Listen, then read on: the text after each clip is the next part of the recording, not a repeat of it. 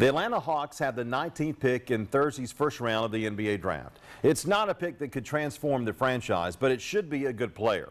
The Hawks have a new general manager, Travis Schlenk, and he has a lot of work to do in his first few weeks on the job. Half of the Hawks roster could leave through free agency. The biggest free agent is Paul Millsap, who has opted out of his contract. Millsap is 32 years old, so if the Hawks were to give him a long-term max contract, he would be in his mid-30s. That's a dangerous situation for this team. There's no doubt that Millsap has been their best player the last few years, but there's no way the Hawks should sign him for the next few years.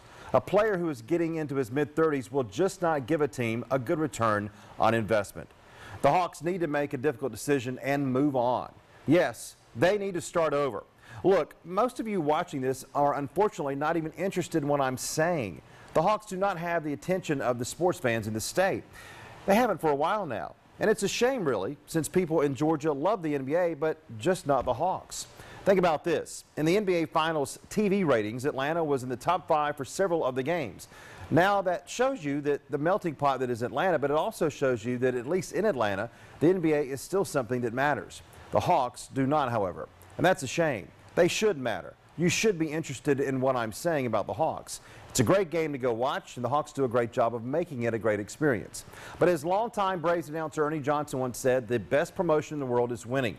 And the Hawks just haven't done enough of that through the years, or for that matter, through the decades. Think about this. Dominique Wilkins has not played for the Hawks in 25 years. They've had some good teams since then, even a great team a few years back when they won 60 games. But the Hawks seem to be always stuck in the middle. That's why they need to let Millsap walk away and start over. That's why they need to get a couple of good players on Thursday night and hope they can develop those players into solid NBA contributors.